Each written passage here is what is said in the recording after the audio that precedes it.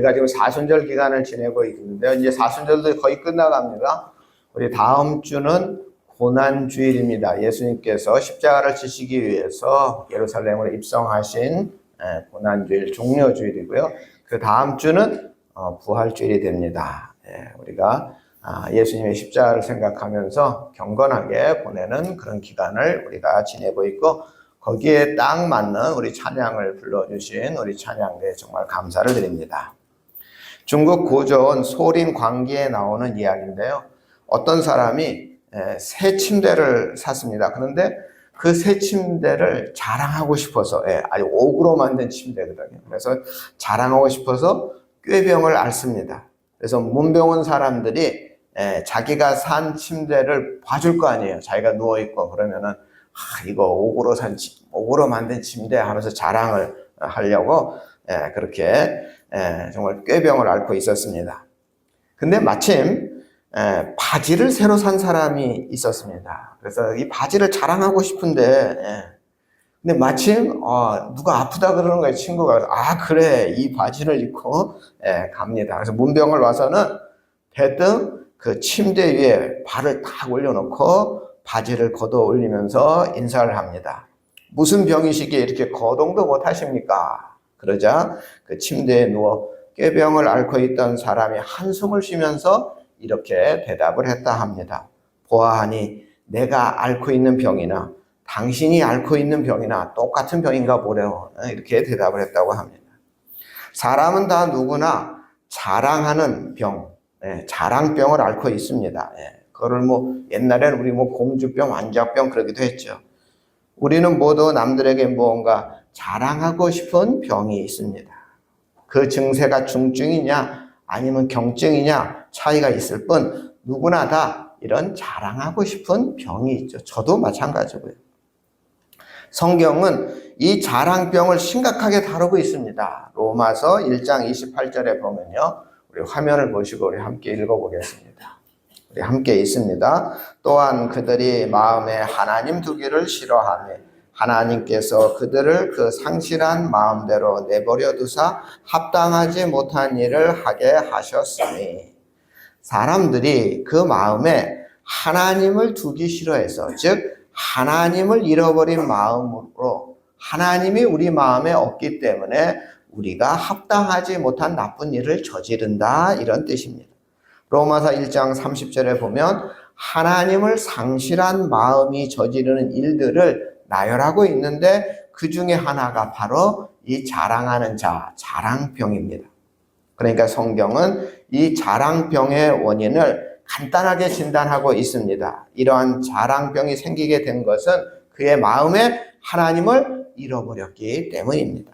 하나님이 없는 마음이 행하는 일 가운데 하나가 바로 이 자랑병이다 하는 것입니다. 요한일서 2장 15절 말씀도 우리 한번 읽어볼까요? 우리 화면 보시고 우리 함께 있습니다. 누구든지 세상을 사랑하며 아버지의 사랑이 그 안에 있지 아니하나니 이는 세상에 있는 모든 것이 육신의 정욕과 안목의 정욕과 이생의 자랑이니 다 아버지께로부터 온 것이 아니요 세상으로부터 온 것이라. 우리들이 세상을 사랑하다 보면 육신의 정욕과 안목의 정욕과 이생의 자랑에 빠지게 된다는 것입니다. 그리고 이런 것들은 하나님께로부터 온 것이 아니고 세상으로부터 온 것이라는 말씀입니다. 그러니까 우리가 가지고 있는 이 자랑병은 세상으로부터 온 것이고, 사람들이 하나님을 뒤로 하고 세상을 향해 달려가다가 걸린 병이 바로 이 자랑병이다 하는 것입니다. 그래서 우리는 이 자랑병을 고쳐야 합니다. 그런데 이 병을 고치기가 쉽지 않습니다. 오랫동안 예수 믿고 교회 다니면서도 이 자랑병을 고치지 못하는 경우가 굉장히 많습니다. 교회 다니면서 자기의 직분을 자랑하고 자기의 은사를 자랑하고 자기의 업적을 자랑하는 사람들이 상당히 있습니다. 예수를 믿으면서도 아직 이 자랑병에 고치지 못했기 때문입니다. 성경에 보면 예수를 믿고 이 자랑병을 고친 사람들의 이야기가 나오는데요. 그 대표적인 사람이 사도 바울입니다. 원래 사도 바울은 이 자랑병이 굉장히 중증이었습니다. 빌립보서 3장 5절에 보면 바울은 내가 자랑할 것이 이렇게 많았던 사람이라고 기록을 하고 있는데 정말로 이 사도 바울은 자랑할 것이 많은 사람이었습니다. 우리 화면을 보시고 우리 함께 읽어보겠습니다. 함께 있습니다. 나는 8일 만에 할례를 받고 이스라엘 족속이요 베냐민 지파요 히브리인 중에 히브리인이요 율법으로는 바리새인이요 열심으로는 교회를 박해하고 율법의 의로는 흠이 없는 자로다. 이게 다 자랑입니다. 하나하나. 바울은 율법으로 보면 나는 아무 흠이 없는 사람이다 자랑하고 있는 것이고요. 장차 유대교 차세대 지도자로서 내가 으뜸주자다. 이런 사람입니다. 자랑하는 거죠. 게다가 사도 바울은 가말리엘 문화에서 수학한 당대의 최고 학벌을 자랑했습니다. 요즘으로 하면 내가 하버드 나왔다 이런 얘기죠. 또 로마 시민권을 가진 자예요. 유대인인데 로마 시민권을 가지고 있습니다. 그 당시 로마 시민권이 최고였습니다. 얼마나 자랑스럽겠습니까? 그리고 유대인들 가운데서도 내가 1등 주자다, 으뜸 주자다 하는 것을 자랑이겠죠. 또 다소에서 헬라 문화권의 다양한 학문과 문화적 수준이 높은 사람이다. 이런 것이 자랑할 것이 굉장히 많았습니다. 중증 중에서도 중증의 자랑병을 가지고 있었던 사람이 바로 사도 바울이었습니다. 그러나 이 사도 바울이 예수님을 만나고서부터 달라졌습니다. 빌립보서 3장 7절인데요. 우리 화면 보시고 또 읽겠습니다. 그러나 무엇이든지 내게 유익하던 것을 내가 그리스도를 위하여 다 해로 여길 뿐더러.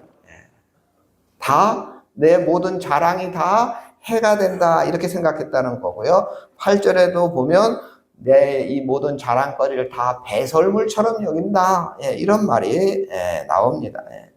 한마디로 말하면 그렇게 자랑하고 살던 것들을 내가 배설물같이 하찮게 여긴다. 더 나아가 그것들이 다 나에게는 해가 된다는 것을 깨달았다. 이런 뜻입니다. 좀 더 직설적으로 말하면 나의 모든 자랑병이 다 치유가 되었다. 이런 뜻이기도 합니다. 오늘 우리는 어떻습니까? 세상에서 자랑스럽게 생각하는 것을 우리도 여전히 자랑스럽게 생각하고 있지는 않습니까? 어느 학교 출신이라는 것, 어떤 학위를 받았다는 것, 어떤 집안 사람이라는 것, 지금 어떤 일을 하고 있다는 것, 내가 재산이 얼마나 된다는 것, 내 외모가 어떻다는 것 등등 아직도 우리는 이런 자랑하고 싶은 것들이 많이 있습니다. 우리도 이 자랑병을 사도 바울과 같이 고쳐야 하는 것입니다. 또한 사도 바울은 예수님을 믿고 나서 자랑거리가 많았습니다. 예수님을 믿기 전에도 자랑거리가 많았고 예수님을 믿은 후에도 자랑거리가 많았습니다. 고린도후서 11장 23절 말씀인데요. 우리 5번 우리 함께 읽겠습니다. 그들이 그리스도의 일꾼이냐 정신없는 말을 하거니와 나는 더욱 그러하도다. 내가 수고를 넘치도록 하고 옥에 갇히기도 더 많이 하고 매도 수없이 맞고 여러 번 죽을 뻔하였으니.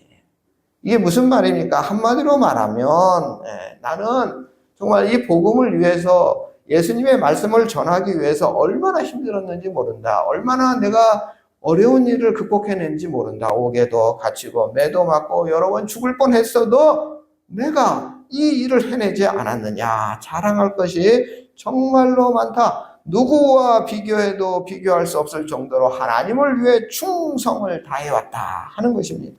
그래서 세상일 뿐 아니라 하나님 나라를 위한 헌신에서도 내가 자랑하려고 들면 누구와도 비교할 수 없을 정도로 내가 자랑할 것이 제일 많다. 이런 뜻입니다. 그러나 고린도후서 11장 30절에 보면 내가 부득불 자랑할진대 내가 약한 것을 자랑하리라. 부득불 내가 억지로라도 내가 자랑해야 된다면 나는 자랑병 고쳤다야. 근데 내가 억지로라도 부득불 억지로라도 내가 자랑하라고 한다면 내가 약한 것을 자랑하겠다라고 말씀했습니다. 사도 바울은 하나님을 위해 헌신하고 충성한 것을 자랑거리라 생각하지 않고 다만 내가 약한 것을 자랑할 수밖에 없다고 고백합니다. 다시 말해서 내가 이 모든 일을 감당한 것은 내가 잘나서 그런 것이 아니라 약한 나와 하나님이 함께해 주셨기 때문이다. 하나님 때문이라는 것을 내가 자랑한다 하는 것이죠. 사도 바울은 내가 예수님만 자랑한다 이런 것이죠. 우리는 어떻습니까? 하나님을 믿으면서 우리의 신앙생활, 우리의 믿음 생활 가운데 자랑스럽게 생각하는 것들이 있습니다. 나는 30대에 장로가 된 사람이야 이렇게 자랑하는 거 제가 여러 번 들은 기억이 있습니다. 제가 지난번에도 말씀드렸는데 나는 3대째 장로 집안이야 이런 소리 내가 들었습니다. 그랬더니 우리 교회 정성권 장로님이 자기도 3대 장로 집안이라고 그러시더라고요. 제가 정성권 장로님을 위해 그런 소리 한 건 아닌데 남보다 기도 많이 한 거 자랑하는 사람이 있습니다. 남보다 헌금 많이 한 거 자랑하는 사람이 있습니다. 남보다 전도 많이 한 거, 남보다 내가 교회 봉사 많이 한 거 이런 거 자랑하는 사람들이 있습니다. 남보다 내가 특별한 체험을 많이 했다. 하나님이 나를 얼마나 사랑하시길래 내가 이런 체험을 했는 줄 아느냐? 우리도 알게 모르게 나도 모르게 이런 자랑을 할 때가 있습니다. 모든 병은 내가 병을 앓고 있구나 하는 것을 알아야 치료가 가능합니다. 그렇지 않습니까? 내가 혈압이 높은데도 아니야 나 고혈압 아니야 이렇게 생각하는 사람은 그 고혈압을 치료할 수가 없습니다. 내 자랑병, 이 자랑병은 나에게 정말 자랑병이 있구나 이것을 인정해야 되는데 이 자랑병은 인정이 어려운 병입니다. 내가 정말 자랑병이 있어 라고 인정하는 사람이 극히 드물기 때문에 내가 자랑병인지 모르기 때문에 치료가 어려운 것이죠. 우리가 이런 자랑병을 고치기 위해서 오늘 말씀을 우리가 좀 잘 살펴봐야 됩니다. 우리 23절인데 우리 6번입니다. 우리 화면 보시고 한번 읽어볼까요? 여호와께서 이와 같이 말씀하시되 지혜로운 자는 그 지혜를 자랑하지 말라. 용사는 그의 용맹을 자랑하지 말라. 부자는 그의 부함을 자랑하지 말라. 남보다 지혜로운 사람은 그 지혜를 자랑하지 말라고 말씀하십니다. 남보다 용감한 사람도 그 용맹을 자랑하지 말라고 말씀합니다. 남보다 부자들도 그 부함을 자랑하지 말라고 말씀합니다. 자랑할 만한데 왜 자랑하지 말라고 했을까요? 그것은 헛된 자랑이기 때문입니다. 우선 이러한 자랑거리가 자기 것, 내 것이 아니라는 사실을 우리는 알아야 합니다. 지혜로운 사람이 어떻게 지혜로워졌을까요? 어떻게 그 지혜를 얻었을까요? 물론 자기가 노력해서 얻은 부분도 있지만 기본적으로 하나님께서 그 지혜를 주셨기 때문입니다. 용감한 사람은 어떻게 그 용맹을 얻게 되었을까요? 물론 자기가 용감하려고 노력한 부분도 있겠지만 그 담력과 그 용감한 기질도 하나님께서 먼저 주셨기 때문입니다. 부자는 어떻게 그 부를 얻게 됐을까요? 물론 자기가 돈을 벌기 위해서 노력한 부분도 있지만 하나님께서 돈을 벌 수 있는 기회를 주시고 돈을 벌 수 있도록 도와주셨기 때문입니다. 저는 우리 조상들이 쓴 옛날 고전들을 읽는 것을 굉장히 좋아하는데요. 우리 조상들은 참 지혜롭습니다. 하나님을 잘 모르던 우리 조상들도 뭐라고 얘기했습니까? 큰 부자는 하늘이 내려준다 그러지 않습니까? 내가 큰 부자는 내가 이거 한 거야 라고 얘기 안 하고 하늘이 내려줬다. 하나님이 해줬다고 우리 조상들도 그렇게 생각했습니다. 몽골에 전해오는 우화 가운데 청개구리 이야기가 있는데요. 몽골 평원의 웅덩이에 아주 자랑병 걸린 청개구리가 한 마리 살고 있었습니다. 어느 모진 가뭄이 들었고요. 그 웅덩이가 점점 말라서 바닥이 드러났습니다. 이러다가는 이 청개구리가 꼼짝없이 죽게 생겼습니다. 마침 지나가던 기러기들이 웅덩이에 내려서 쉬고 있었습니다. 그래서 청개구리가 부탁합니다. 기러기님, 이 불쌍한 청개구리를 좀 살려주십시오.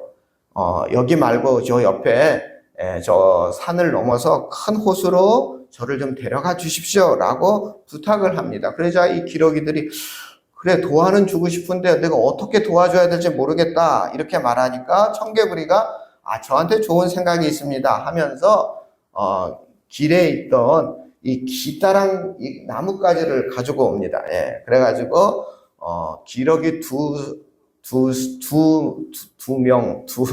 사람, 두 마리 기러기에게, 예, 부탁을 하죠. 예. 그 기러기를 입에 물고 날라달라. 그럼 나는 이 가운데를 물고, 가면 되지 않겠냐. 그래서 이 개구리는 나뭇가지를 물고, 기러기가 양쪽 옆을 물고, 이렇게 하늘을 날아갑니다. 넓은 평원을 지날 때, 사람들이 이 광경을 지켜보고는 탄성을 지릅니다. 야, 저기 하늘을 봐라. 기러기가 나뭇가지를 물고 개구리를 운반하네. 야, 저 기러기 정말 대단하지 않아? 이렇게 기러기를 칭찬합니다. 그러자 개구리가 가만히 듣다가 이거 내가 낸 아이디어인데 뭔가 얘기하고 싶었지만 이걸 물고 있잖아요. 얘기를 못했어요. 그러다가 또 산을 넘어서 또 사람들이 많은 큰 마을을 지나가게 됐습니다. 이번에도 많은 사람들이 야, 저 기러기 대단하다. 어떻게 저 기러기 천재다. 어떻게 저런 생각을 해냈을까. 막 기러기를 칭찬합니다. 그러자 이 개구리가, 이 자랑병 걸린 이 개구리가 이때는 참을 수가 없었어요. 아닙니다. 제가 생각해낸 아이디어입니다. 라고 이야기하는 순간 그 개구리는 하늘에서 떨어졌습니다. 개구리는 그만 그 자랑병 때문에 죽고 만 것입니다. 오늘날 자랑병에 걸린 사람들이 바로 이 개구리와 같지 않은가 생각합니다. 기러기들 때문에 날아가는 거 아닙니까? 기러기들 때문에 가뭄에 말라가는 그 웅덩이에서 벗어난 거 아닙니까? 그런데 나 때문에 내가 날아가고 있다고 자랑하고 싶은 것입니다. 하나님 때문에 우리가 이렇게 살고 있는데 마치 자기가 잘나서 그런 줄 착각하고 내 아이디어라고 자랑하고 싶은 것입니다. 바로 이것이 헛된 자랑입니다. 우리는 모두 이 헛된 자랑에 빠지지 말아야 합니다. 하나님의 은혜로 살아가면서 우리가 무엇을 자랑할 수 있겠습니까? 우리는 착각하지 말아야 합니다. 다음으로 이 헛된 자랑은 하나님도 기뻐하시지 않습니다. 사실 이 헛된 자랑은 다른 사람들도 별로 관심을 기울이지 않습니다. 오히려 다른 사람들에게 이용을 당할 뿐입니다. 더더욱 큰 문제는 이 헛된 자랑을 하나님이 기뻐하지 않는 데 있습니다. 히스기야 38장에 보면 유다 왕국의 히스기야 왕이 죽을 병에 걸리게 된 거 잘 아시죠? 그런데 히스기야 왕이 하나님께 간절히 기도해서 정말 눈물로 기도해서 하나님께서 히스기야 왕을 불쌍히 여기시고 15년간이나 그의 생명을 연장해 주셨습니다. 히스기야 왕의 병이 치유가 된 것이죠. 이 소식을 듣고 바벨론 왕이 사신을 보내서 축하합니다. 이때 히스기야 왕은 하나님께서 나의 병을 고쳐주셨다고 정말 하나님을 자랑해야 할 텐데 그렇지 못했습니다. 이 히스기야 왕은 자기가 이뤄놓은 업적을 그 사신들에게 자랑합니다. 자기의 보물 창고에 그 보물들을 자랑합니다. 자기의 무기고 그 무기들을 이 사신들에게 자랑합니다. 이것은 치명적인 실수입니다. 적들에게 1급 비밀을 그대로 노출한 것입니다. 나중에 적들이 쳐들어왔을 때 속절없이 당할 수밖에 없었습니다. 그런데 이거보다 더 큰 문제는 하나님께서 노하셨다는 것입니다. 하나님께서 이사야 선지자를 통해서 이렇게 말씀해 주셨습니다. 우리 화면 보시고 우리 함께 있습니다. 보라, 날이 이르리니 내 집에 있는 모든 소유와 내 조상들이 오늘까지 쌓아둔 것이 모두 바벨론으로 옮긴 바 되고 남을 것이 없으리라. 여호와의 말이니라. 너무 무서운 말씀입니다. 히스기야의 자랑병, 이 자랑병이 하나님의 분노를 일으켰고요. 이런 자랑병으로 정말 참혹한 결과에 초래하게 된 것이죠. 이런 자랑병으로는 하나님께서 주시는 복을 절대로 받을 수가 없습니다. 오히려 히스기야와 같이 저주를 불러일으킵니다. 그래서 우리는 헛된 자랑을 해서는 안 됩니다. 그렇다면 헛된 자랑의 반대인 참된 자랑은 무엇일까요? 참된 자랑. 24절인데 우리 화면을 보시고 우리 함께 있습니다. 자랑하는 자는 이것으로 자랑할지니 곧 명철하여 나를 아는 것과 나 여호와는 사랑과 정의와 공의를 땅에 행하는 자인 줄 깨닫는 것이니라. 나는 이 일을 기뻐하노라. 여호와의 말씀이니라. 한마디로 말하면 하나님의 백성들은 하나님을 자랑해야 한다, 이런 뜻이죠. 예수 믿고 세상에 자랑병을 고친 사람들은 이제 하나님을 자랑하고 예수님을 자랑하며 더 나아가 말로만 자랑하는 것을 넘어서 하나님의 사랑과 공의와 정의를 행해야 한다. 사랑과 공의와 정의를 실천해야 한다 하는 뜻입니다. 미국에서 최고의 인기 스포츠는 이 럭비 비슷한 미식축구인 거 아시죠? 여기에 쿼터백인 팀 티보라는 사람이 굉장히 유명했다 그래요. 근데 이 사람이 경기를 마치거나 아니면 자기가 득점을 하거나 그러면 이 무릎을 한쪽을 꿇고 고개를 숙여 경건하게 기도를 올립니다. 이 기도 모습이 전국적으로 중계 화면에 잡히면서 이 선수 팀 티보라는 선수가 유명해졌어요. 아니나 다를까 이 팀 티보는 선교사의 아들이었습니다. 선교사의 열악한 가정에서 태어나 고등학교까지는 정규학교를 다닌 것이 아니라 집에서 홈스쿨링으로 공부했습니다.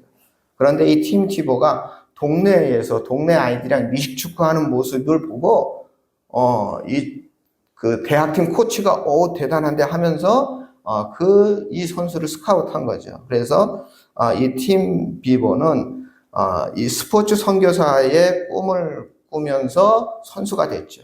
그리고 자기가 선수 생활을 열심히 해서 이제 대학팀에서 이제 뛰게 되는데요.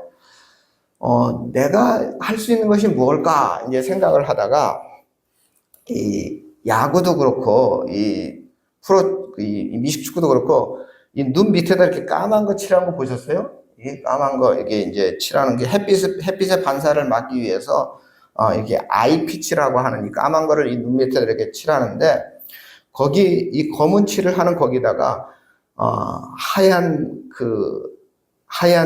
뭐죠? 그 지우개 같은 거 뭐라 그러죠? 그 지우는 거 있잖아요. 화이트. 예. 그걸로 요한복음 3장 16절을 썼대요. 예. 요한복음 3장 16절. 하나님이 세상을 이처럼 사랑하사 독생자를 주셨으니 이거를 썼대요. 예. 그런데 마침 이 카메라맨이 그거를 어떻게 찍은 거예요. 그래가지고 전국적으로 참 신기한 선수다, 희한한 선수다, 여기 눈 밑에다가 성경 말씀을 썼다, 요한복음 3장 16절을 썼다, 이런 것이 신문에 나가고 전국적으로 알려졌고, 마침 그 시기에 대학 미식축구 최강자 결승에 오르고 플로리다와 오클라호마 이 두 팀이 결승전에 붙였는데 이 팀 디보의 활약으로 플로리다가 역전승을 해서 승리를 하게 됩니다. 그리고 경기가 끝나자마자 많은 이 축구 팬들이 도대체 뭐라고 썼느냐 해가지고 그 요한복음 3장 16장을 검색하기 시작했다는 거예요. 그래서 1억 명이 넘는 사람이 한꺼번에 검색을 했고 구글 서버가 다운될 뻔했다 그래요. 그래서 요한복음 3장 16절 말씀이 역사상 제일 한꺼번에 동시에 검색된 최고의 성경 말씀으로 기네스북에 올랐다는 거예요. 티보가 대학을 졸업하고 이제 프로에 갔습니다. 그래서 프로에는 또 희한하게 또 요즘 미국도 세속화돼가지고 성경 구절, 종교적 행위를 하는 것을 이제 금해서 이 성경 구절을 못 쓰게 했어요. 그래서 이 티보 선수가 생각하는 것이 기도하는 것이었습니다. 그래서 자기가 득점을 하거나 이겼을 때 무릎을 꿇고 한 손에 이마를 대면서 기도하는 그런 기도를 했죠. 그래서 처음에는 프로에 입단하면 후보가 될 수밖에 없잖아요. 이제 주전 선수가 될 수가 없죠. 그런데 팀이 자꾸 연패를 해요. 그래서 할 수 없이 감독이 이 팀 티보를 이제 쿼터백으로 이제 선수를 기용하죠. 그런데 놀랍게도 이때부터 이 팀이 연승하게 된 겁니다. 그리고 드디어 이 프로리그 NFL이라는 이 결승에서 승리하게 되고, 그래서 이 티보의 기도가 미국 전역에 방송이 되고, 그래서 미국 사람들이 다 그냥 자기들도 뭔가 좋은 일이 있거나 뭔가 기뻐할 일이 있거나 감사할 일이 있을 때는 튀고처럼 한쪽 무릎을 꿇고 기도하는 그런 포즈를 취한다 그럽니다. 이 팀 티보가 이렇게 말했다 그래요. 당신이 당신의 사랑하는 사람에게 기회가 생길 때마다 사랑한다고 말하는 것처럼 저도 기회가 있을 때마다 우리 주님께 사랑을 고백하며 우리 주님을 자랑할 것입니다. 우리 그리스도인들은 주님을 자랑하며 살아야 합니다. 기회가 있을 때마다 하나님을 자랑하고 예수님을 자랑하고 교회를 자랑하고 살아야 합니다.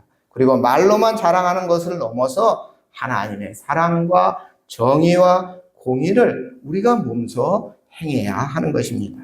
우리 성도님들 먼저 우리 자랑병을 잘 고치시고요. 헛된 자랑에 세월을 허비하지 마시고 그 대신 참된 자랑, 우리 주님을 자랑하며 하나님의 사랑과 하나님의 정의와 하나님의 공의를 행하며 살아가는 우리 전원교회 성도님들이 다 되시기를 주님의 이름으로 축원합니다. 사랑의 하나님, 세상의 헛된 자랑병을 고치게 하시고 참된 자랑, 우리 주님만 자랑하는 우리 모두가 되게 하여 주시옵소서. 이제 하나님 자랑, 예수님을 자랑하며 살게 하시고 말로만 자랑하는 것을 넘어서 하나님의 사랑을 실천하고 정의와 공의를 실천하게 하여 주시옵소서. 우리를 구원하신 예수님의 이름으로 기도드립니다. 아멘.